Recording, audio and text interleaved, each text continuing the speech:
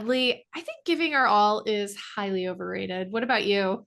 Oof, what a what a thing to say. And I would follow that up with consistency is so much more important than intensity. Oh, girl. You guys, we just had the most beautiful conversation with Courtney Carver. And just because her writing is so beautiful and her bio, I think, describes her personality so beautifully, I'm going to just read you just a teeny little excerpt from this bio. So it says, Courtney Carver writes things. She wrote a book called Soulful Simplicity in the Simplicity blog, BeMoreWithLess.com. She shares things that make her laugh and cry on Instagram at Be More With Less. She doesn't know her Myers Briggs type, but she knows she's an introvert because she needs to be free from humans several times a day. Bracket, cats and dogs are always welcome. And aside from her seasonal wardrobe, she doesn't count her things. Courtney is the author of her brand new book, Gentle, Rest More, Stress Less, and Live the Life You Actually Want. She's also authored other works such as Project 333 and Soulful Simplicity. And you can connect with her on her website, BeMoreWithLess.com, and of course on Instagram at BeMoreWithLess. And I'm really, really excited for y'all to hear this conversation. What for you, Hads? What stuck out? I mean, there were so many things that she said that I was like, wait, that's a whole that's a whole thing that we need to unpack like completely because there were so many pieces of the conversation where she just dropped this wisdom that's totally counter to how we think in our society. And so there are, I mean, for me, and I talk about this stuff, like a lot of the stuff that she was saying, like this is my jam. I do a lot of this stuff with my clients, but the way that she communicates things, I had a bunch of mind-blowing moments. I was like, oh, yes, that it's so good. Hadley and I were both writing notes down. Yeah.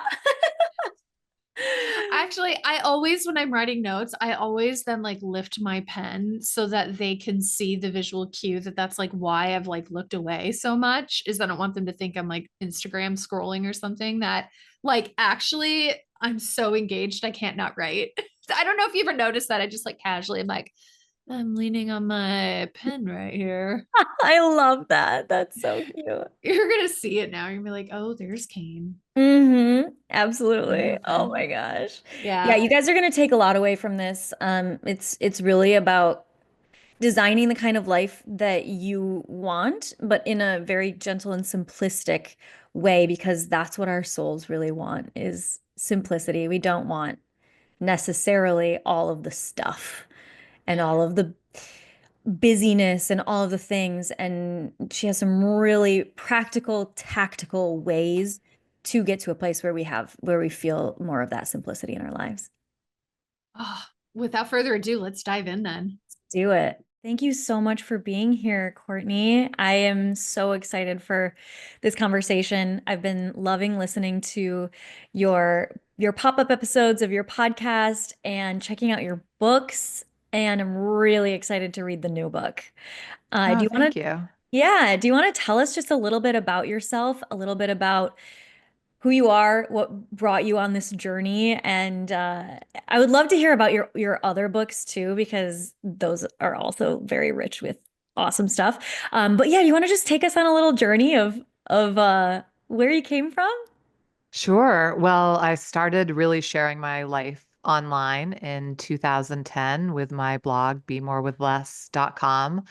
And I started that to share my health and simplicity journey because prior to 2006, neither of those things were super important to me.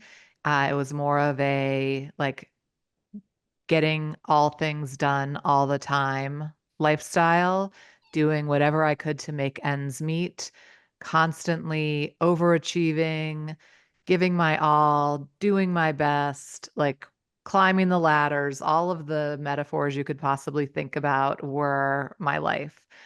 And in 2006, all of that changed pretty rapidly after being diagnosed with multiple sclerosis. And ironically, I was diagnosed while I was completely burnt out at work and volunteering and training for the MS 150, which is a cycling event here in Salt Lake to raise funds for multiple sclerosis. Mm. Yeah. So my boss had MS and I was riding for him. And when I got sick, of course, that never crossed my mind. And after months of testing, I had that diagnosis.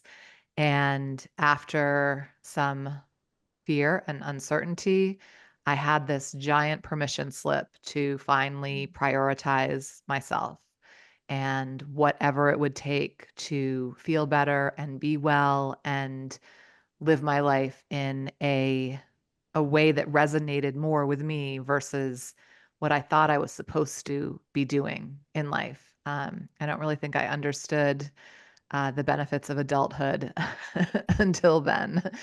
It was just like it just felt so full of responsibility and like here's how you're supposed to act and these are the things you should do and should want in your life. And this diagnosis changed my life in the best way because it said, throw that all out the window. It's not working for you. How do you really want to live? Okay, I love what you just said that you didn't recognize the benefits of adulthood until that point. Like, Mm. I feel like people talk about adulting is so hard, right? Like, oh my gosh, adulting is so hard. I've always kind of thought of it in that similar vein. Like, I do not want to be a child again. I actually I had a pretty good childhood, but I love being an adult and having like agency and autonomy. And so what you're saying, it sounds like, is taking back that agency and autonomy and being like, this is how I get to be in adulthood. Right. It's not making it look like everyone else's adulthood, I guess. Yeah. And I learned this late in life, late in adulthood, but it made such a difference for me. And not that I figured it all out right away, that's for sure, but just to be able to start asking questions like, how does this make me feel? Mm. What happens when I sleep a full 8 hours? How do these foods make me, how does it affect my energy? Like just really simple, basic questions that I didn't have time to ask. And when I did have time to ask, I certainly didn't have time to listen to or trust the answers that I had.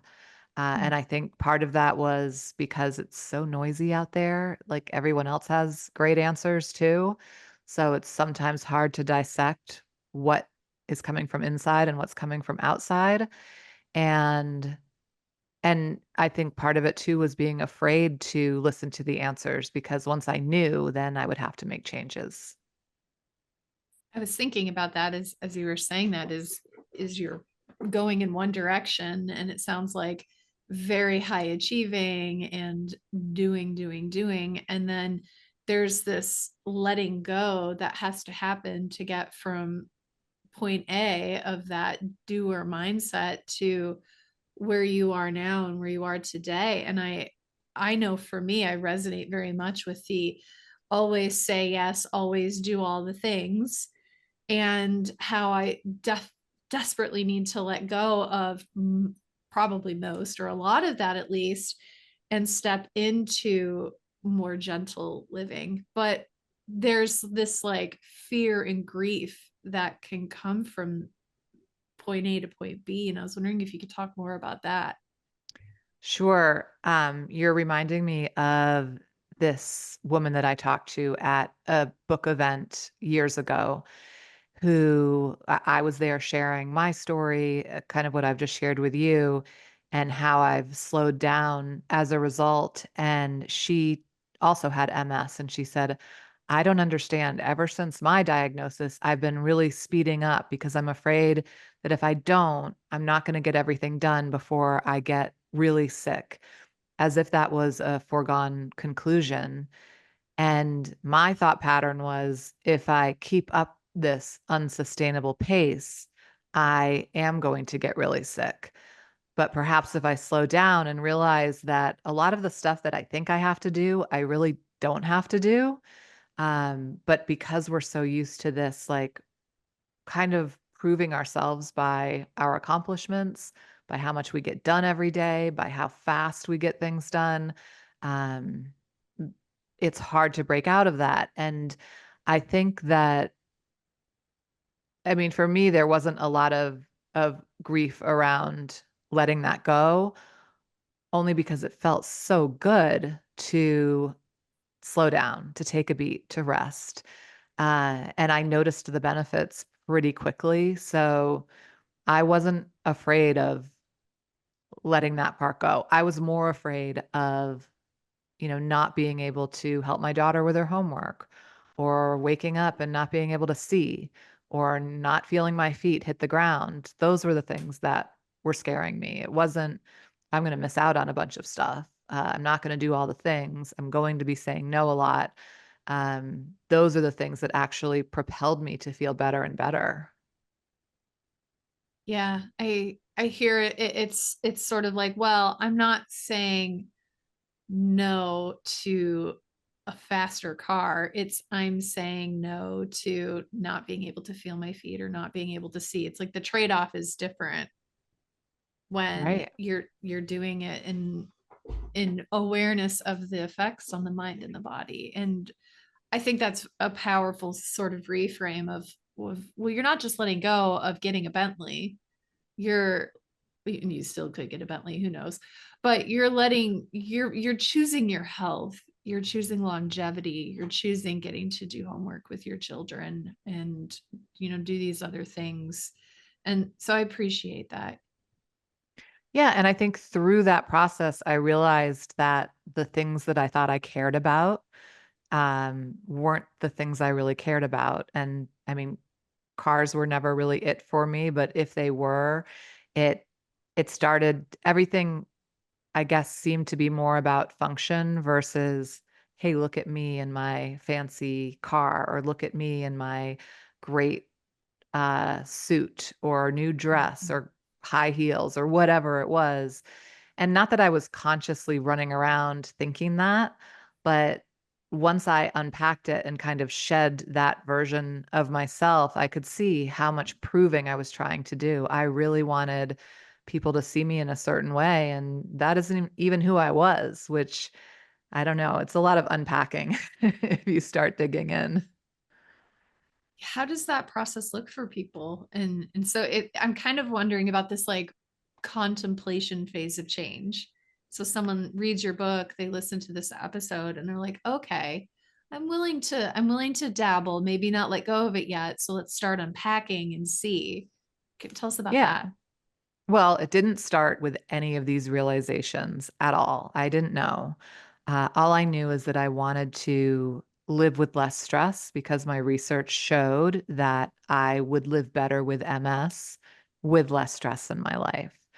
And I was really focused in the beginning on the how to, like, how can I take action? What are the steps I can take? What can I change in my life to reduce this stress? And so I think that approaching it in a practical way like that can be really helpful because it takes away that overwhelm of everything that may have to change and how you may evolve. I mean, who really knows until you get started? So for instance, debt was a huge stressor in my life.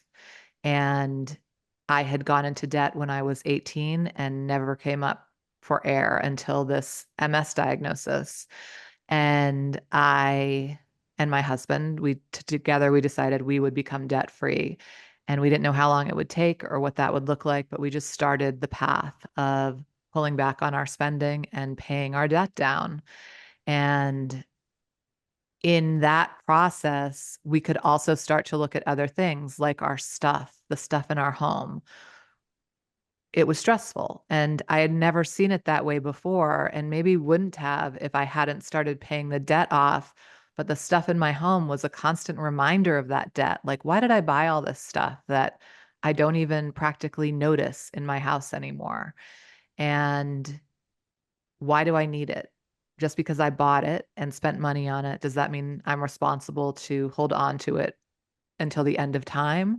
Or can I let go and see what it's like to have more space in my house? And so that from the debt came the our clutter-free portion of simplifying. And from there, it was, wow, like I don't have any debt.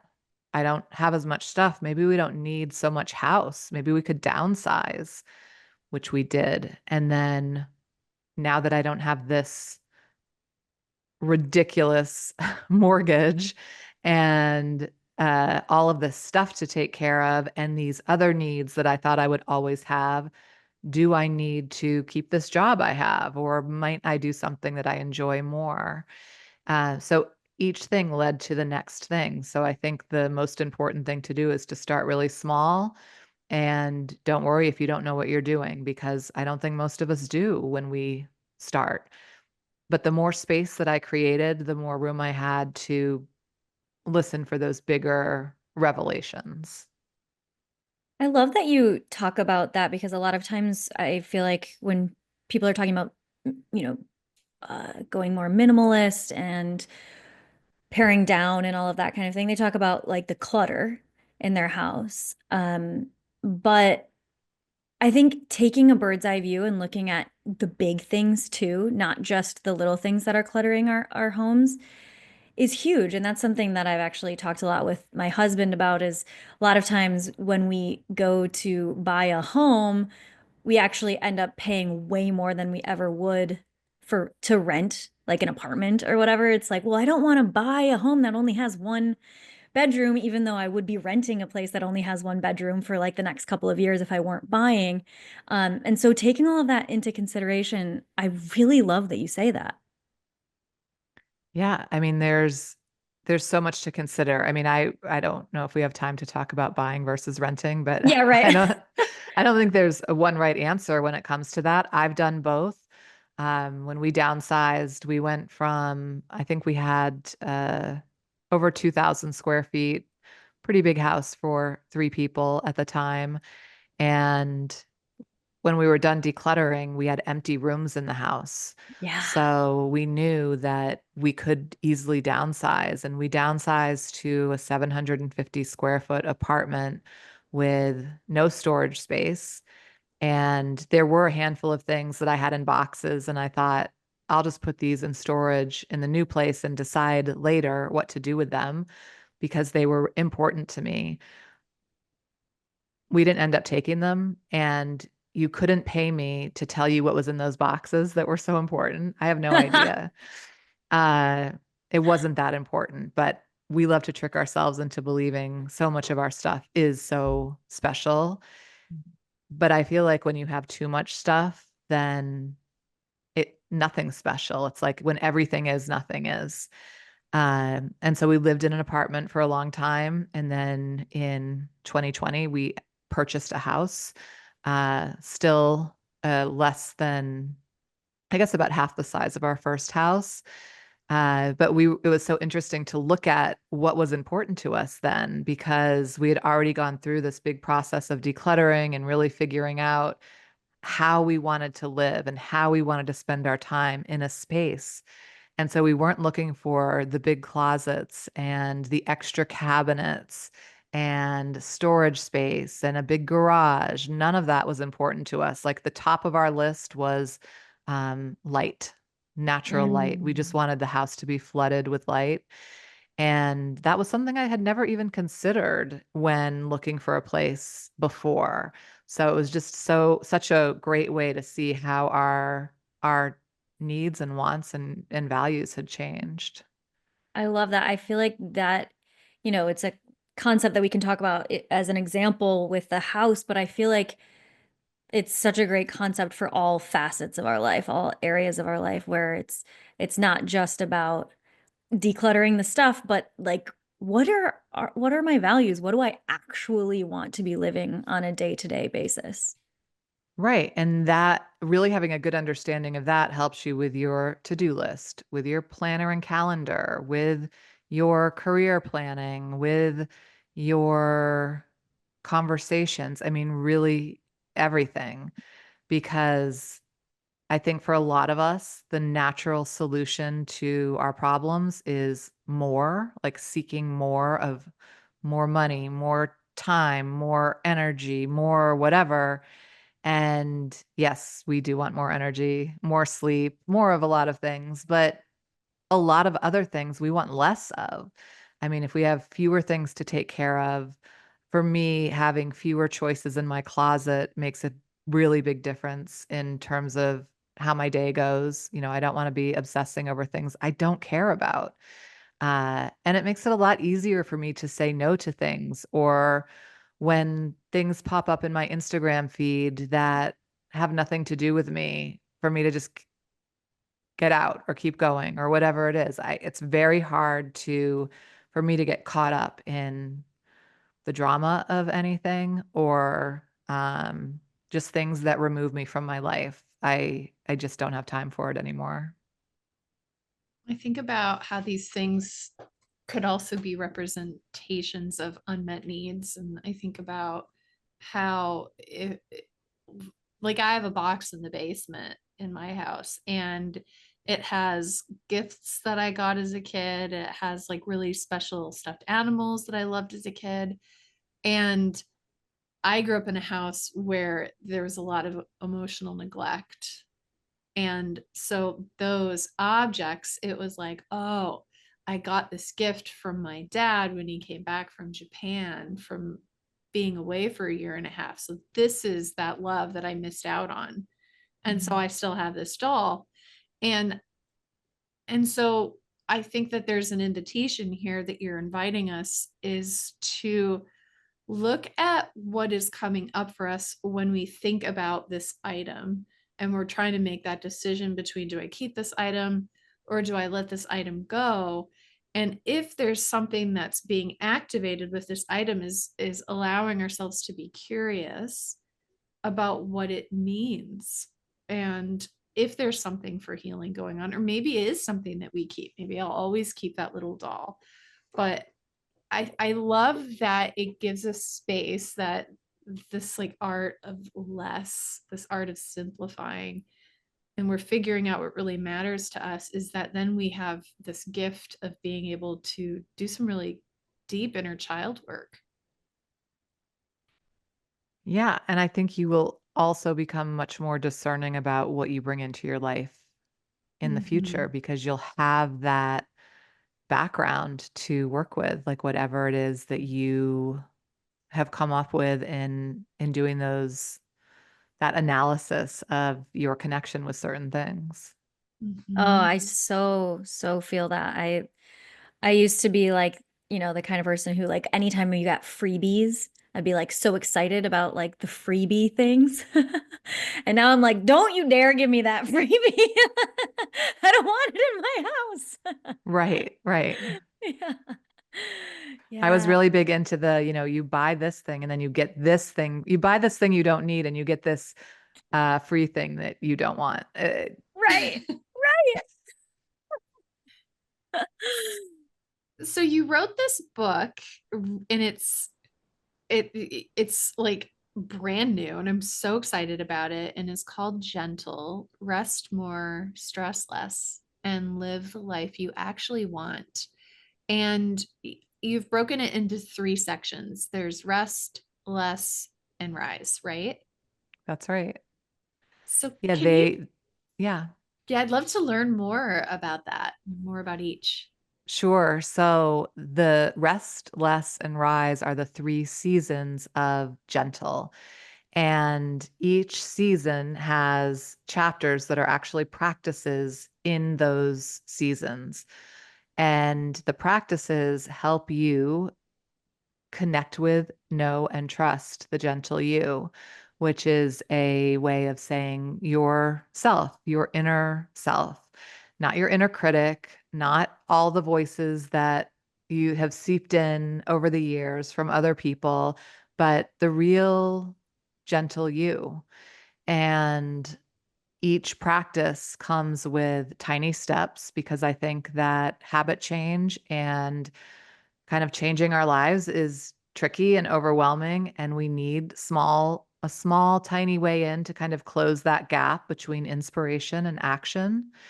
And then I've also included a gentle step, because sometimes the tiny steps are too big.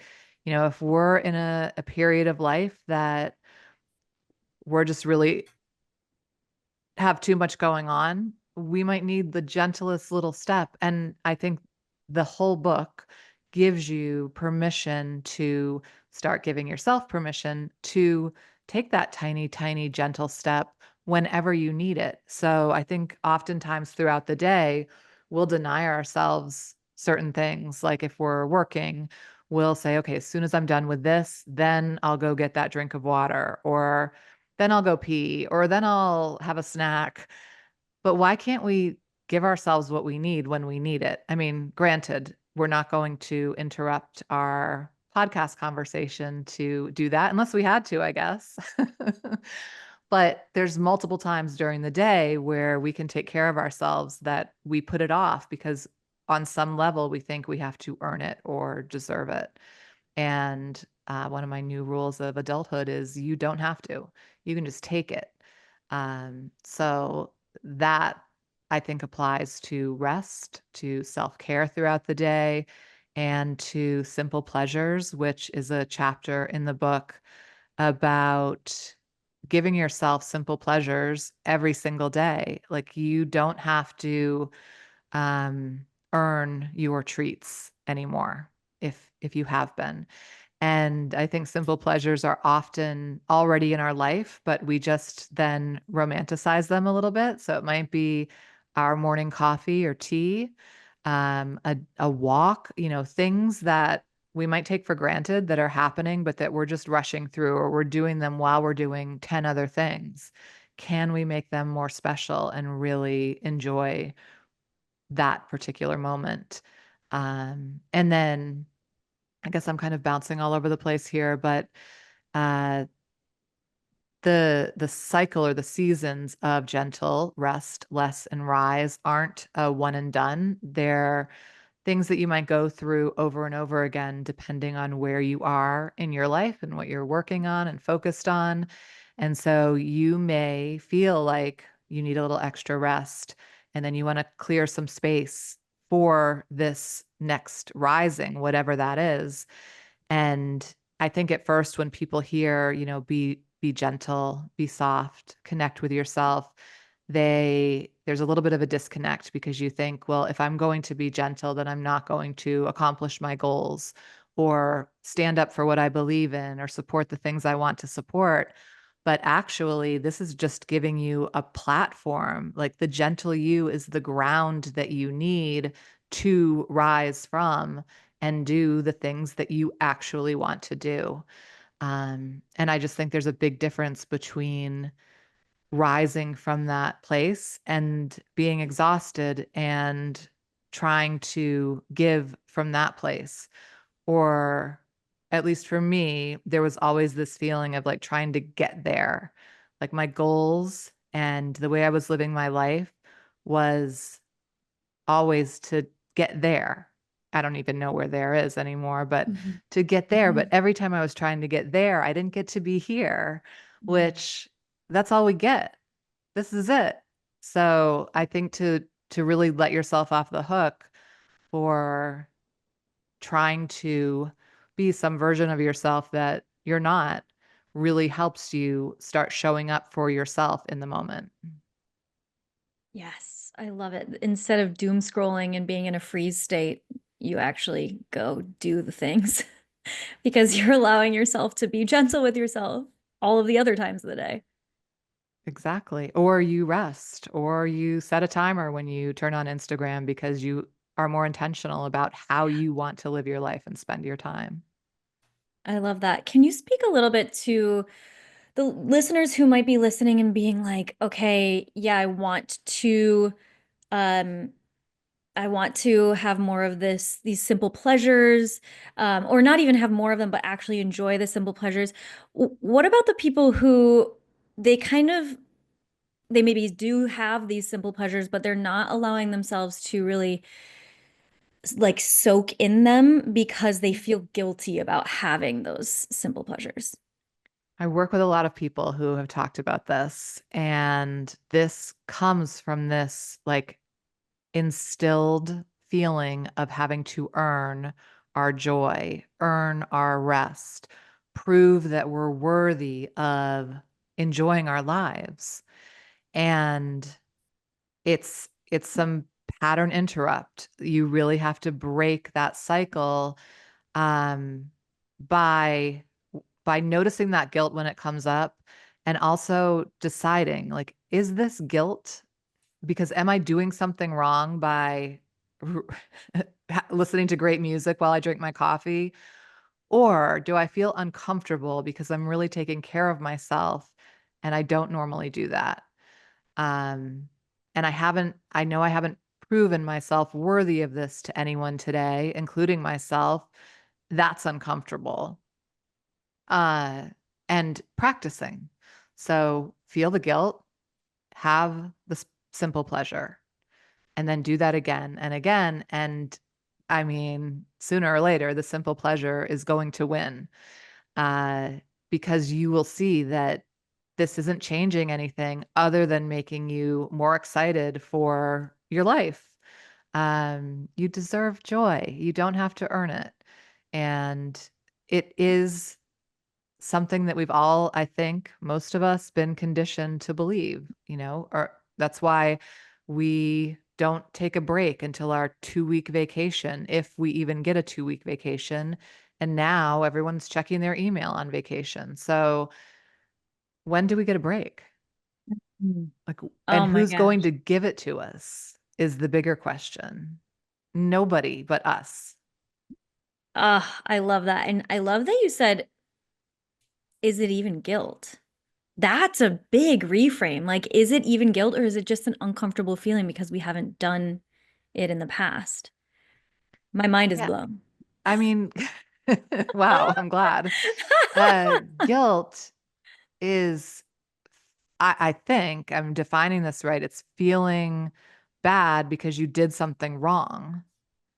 I mean, is anything about enjoying a simple pleasure wrong? And is resting wrong? Is taking care of ourselves wrong? Saying no wrong? No, it's not. And I think at least I'm picking up that there's a shift happening. And I think the more that people talk about it and demonstrate it, the more accepted it's going to be, and the less discomfort there's going to be around it. But also, I think there's a long road for sure. Mhm. And I think so much of it is programmed. It's like inherited programming. Right. And But what we have to remember is that we're then programming the people around us by continuing this cycle. So if I'm always around my daughter saying, "Oh my gosh, I'm so busy," or "I don't have time to do that," or "I got to cut this call short because I have to do all these things," or "No way, I could never stop for coffee," then won't she internalize that as Mhm. well? I mean, I I want the joy for myself and I want it for her. I want her to take it without a second thought. So the deprogramming of ourselves impacts everyone around us. And especially for people pleasers, I think that might offer a little incentive because you are doing great things for the people around you by taking care of yourself in this way. So, how can we tangibly start doing that? I know in your book you talk about little Saturdays. I found that to be just lovely. So, maybe you can talk about that and then other tips, like little tips or gentle tips that our listeners can start to use as they're gearing up to get your book. Sure. So little Saturdays are it's a Nordic tradition, and I hope I don't pronounce it wrong, but it's originally called Lillardog, and it's about taking a day during the week that is like a little Saturday, a bit of the weekend. So they typically celebrate on a Wednesday night. And we started incorporating this after just feeling the rut of the weeknights and, eating dinner, watching TV, and really kind of falling into that autopilot life. And we decided we weren't really wanting to like go out and do anything during the week on a school night, but we wanted to make it a little special so that it didn't seem like such a long stretch between Monday and the weekend. So we started a ritual where we made a list of our favorite movies. And once a week, we would choose our favorite movie, order takeout or delivery, go for a walk until the food was delivered, and then enjoy the takeout and watch the movie. And I think people can celebrate a little Saturday in any way they want, or come up with another ritual that breaks up the week for them. Uh, so again, I guess for people, especially um, who are really like trying to push through to get to the weekend, this gives you a little stop in between, and maybe gives you a chance to slow down and rethink what the hurry is, and how things might need to change if you are trying to hurry through. I love that. Yeah, that's something I talk about with my clients is, waiting for a vacation, waiting for the weekend, whatever it is. What if your life was like designed in a way that you didn't feel like you needed to have a vacation all the time or the weekend all the time? Yeah. I mean, I certainly still like to travel and take vacations and do fun things, Same. but I like having a much slower pace so that by the time I get to take a vacation, I'm not completely worn out and have to spend like 3 days just figuring out the slowdown. And then it's time to come home. And then in terms of gentle steps, kind of I think really figuring out where you are and what you need the most is really important. And to be able to take just small chunks of time to check in and see how you're feeling, because it's hard to do that on the go.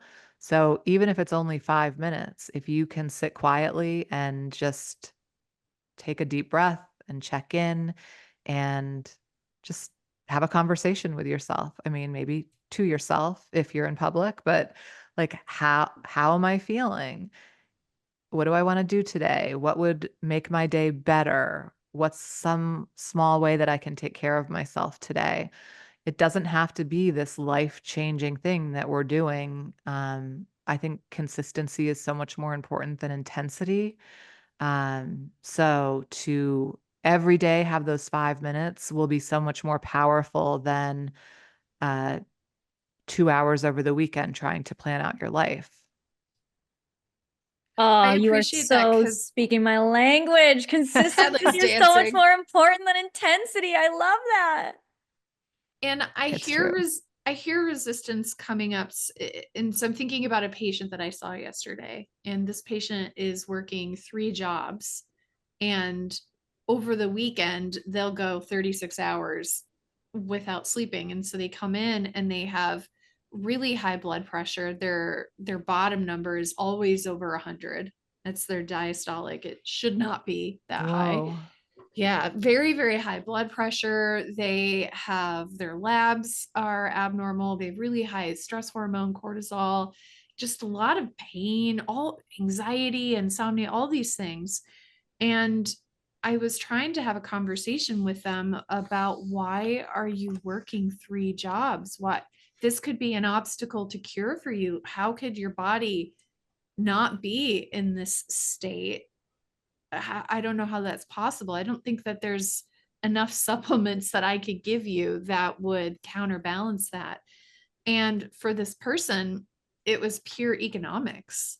And so they acquired debt, and the cost of living is really high. They're trying to obtain an education, so school is really expensive.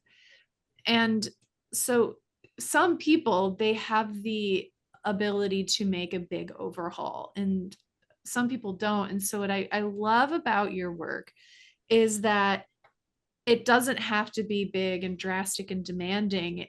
When you were saying like consistency, and I know that stuck out to you, Hadley, is that even just 5 minutes a day can have a big impact. If you don't have a whole Saturday to take off, if you have to work, is at least if you can carve out little gentle wins. And so I'm curious if you could speak a little bit more to that. Sure. And I'm really glad you brought that up because for starters, I think there's a lot of privilege in being able to make changes in your life. When I was making these changes in my life, I was working all the time. I was very deep in debt. Um, it felt like an impossible time to change. And it also felt like there won't be any more times. I'm not going to get a lot of other chances if I don't figure this out. Um, and so I completely forgot the actual question, but I'm just thinking about how for people who are in a difficult phase of life, Yeah. trying to undo whether it be the debt or the overwork or whatever it is, taking steps that they may not have considered before. So, for instance, I don't know what these three jobs are, and I know you weren't asking me to contribute on this, so feel free to cut it out. But how much time and energy is she giving to the jobs, and how much could she cut back without anybody noticing? Mm. Because we're also, not only are we programmed to deny ourselves rest and joy, we're also programmed to give our all, do our best. And I think giving our all is highly overrated because then there's nothing left for us. I mean, it's just, and I remember when I was working full time, when I started this whole journey, really cutting back in ways that I thought would derail my work, and it never did, and nobody ever noticed. So I was working a lot less, and in my job, it it didn't affect anything. And even now, where I work for myself, I could work all the time. That's for sure. There's plenty of work, and I love it. But I also know that my work is so much better when I'm rested and have taken a break. Um, but I think to be able to look at a situation and say, this is temporary. And for your client, for instance, if they knew how long this three job thing had to continue before they got to a place with their debt, before they could cut something out, I think is really important to know. So you don't think this is a forever gig.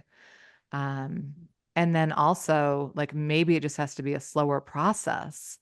So if if you were paying down debt, I think it took us probably 3 years to get out of debt. But if it needed to take 6 years because I couldn't work as much, then that's what it would have taken.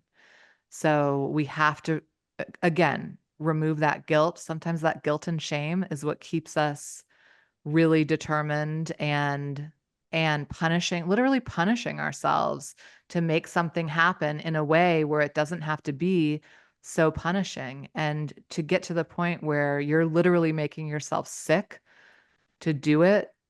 I mean, that's dangerous. Yeah. And we're like assigning morality to the debt. Debt is Of bad. course. And we're assigning morality to whether or not we're giving it our all. I love that you said giving our all is highly overrated. You have a lot of really good tweetable. Oh, too bad I don't tweet anymore. Yeah. Oh I my love gosh. that. Yeah, it reminds me when I was in grad school, I stopped trying so hard for my grades. I realized like why am I striving for these grades so much? And then I ended up getting way better grades than I did in undergrad because I was taking care of myself and I had more mental clarity and I was able to perform better. Yeah, it's so interesting. It's so interesting. I think for sure though, like figuring out when you're making this big change, how to do it gently makes all the difference. And removing that guilt and shame and blame gives you permission to do it your way, do it the way that serves you the best. And I think I know for me, this wasn't the first time I had tried to pay down my debt. So I did have that feeling of like, oh, this is never going to work. You've tried it before. Like, what are you doing? And really shamey, blamey. But this time around, I decided it was just going to take as much time as it was going to take, and had a clear picture of what that looked like how much debt did I really have. And I was afraid to look at that before because I knew it was going to be scary. But the interesting thing is, once I actually knew the number, the fact took away the fear of it. It was like, okay, now I'm addressing this, and I don't have to I don't have to punish my way all the way through. And I know and we're getting stuck on one particular topic here, but there are a lot of financial advisors out there, like publicly, who take the shamey blamey route. Like, you should just eat rice and beans or whatever until you're finished. And I don't agree with that. It doesn't work. You can't sustain that kind of change for a long period of time. So if listeners walk away from this episode and they're empowered to make maybe one or two changes, and without knowing them, and I know it's a little difficult if you don't know that person's circumstances, but do you have a couple of words of wisdom that people, when they're like, okay, I'm going to do this? Yeah, I would say rest first. Mhm. So we're always, when we feel motivated to make a change, we want to jump in. I hear from clients that they want to hit the ground running. And these are all just ways of saying, like, push through, buckle down, go big or go home. But Work hard, play instead, hard. yeah, if you would take a minute, maybe a couple days, maybe whatever it takes, and rest. And whether that means laying down and going to sleep, or curling up with a book, or just resting your body and your brain, you'll have more clarity on next steps for yourself and what direction you want to go in. I never think that's a bad idea to start with rest, even if you're very motivated to make a change. Mm. And then, um, and then the next thing is to give yourself what you need throughout the day. Like we talked about before, like ask yourself, what is the gentlest thing I could do for myself in this moment? And I ask that of myself, certainly when I see myself start to scroll, like what am I looking for actually here? Nothing. Or if I feel nervous or stressed about something, where my normal go-to would be to add a bunch of things to a to-do list and get myself busy so I don't have to bother with the anxiety. Instead, I say, what's the gentlest thing that we can do? Like, should I call my sister? I know she's going to make me laugh. Do I need to watch an episode of Gilmore Girls? Like, what would feel really good right now? And then I give it to myself without the guilt and without delay. Brilliant. Mm. I can get behind that. It's great. Last night I was talking with my husband and he'd listened to a podcast about how if you want to really be creative and you want to be in your flow and you want to contribute something that feels like really uniquely bright and brilliant in yours, is that this person was advising that you have 4 hours of uninterrupted time a week.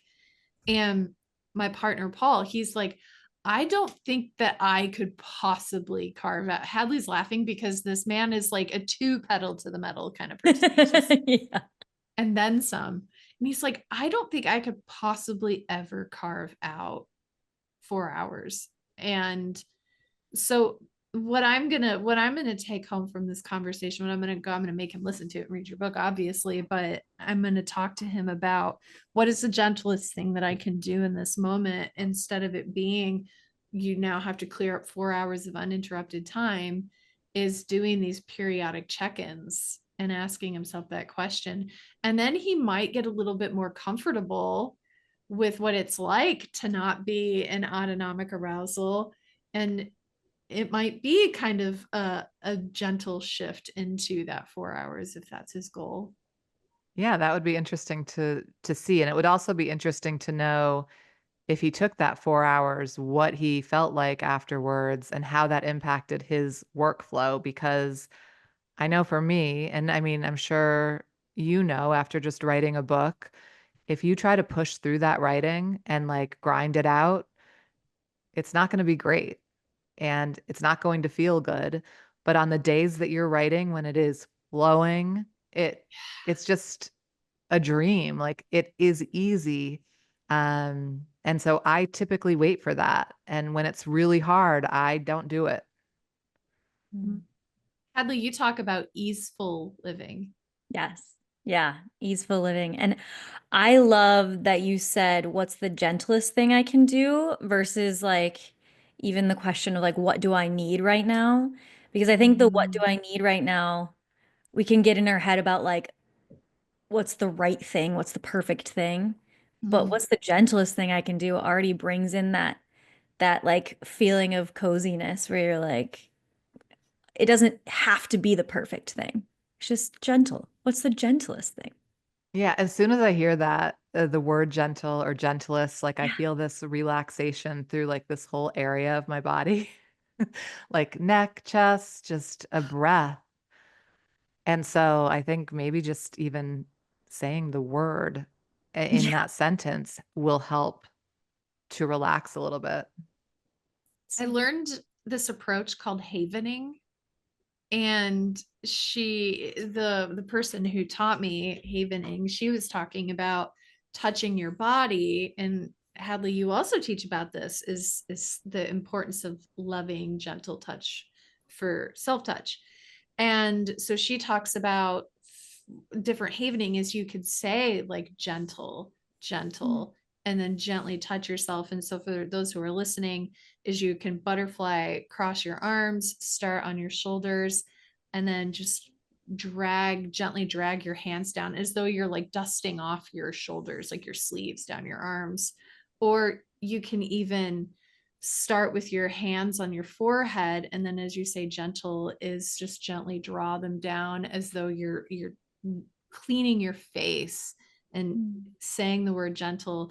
And that's a way I wonder if we can get into the body, like you're describing that relaxation in the throat and the chest, is to then invite the body to enjoy that gentleness. I love that. The other thing that really brings me into my body and gets that whole mind body connection going is just putting one hand over the other on my heart and breathing there, like actually feeling my heartbeat and then making that physical connection. That in itself has helped me to trust myself so much more because it's like, I got you. I'm here for you. It really works for me. But I love this idea of havening and coming from a very dry climate. I like the idea of maybe having a little lotion as well. Yes. Yeah. Mhm. Um, so yeah, I think there's a lot of great things that we can do for ourselves in that way. Yeah. Oh wow, this has been amazing. Tell our listeners how they can find you. What are your projects coming up? The book. Would love to give all of the Sure. resources. Well, they can find the book Gentle anywhere books are sold. And I'll be in Salt Lake City, San Diego, and Portland on book tour if they want to attend and say hello. And they can find me online, bemorewithless.com, and on Instagram at bemorewithless. And say hi. I love to make social media actually social. Yeah. That's bring back the social and social media. Please. Yeah. Yeah. Love Awesome. that. Amazing, Courtney. Thank you so much for your time, for the gift of this book. Thank you for sharing your story. We're sincerely grateful for you. And everybody, please do go and find her online and continue to be lovely, loving, and gentle with yourselves. Thanks, everyone. Talk to you soon.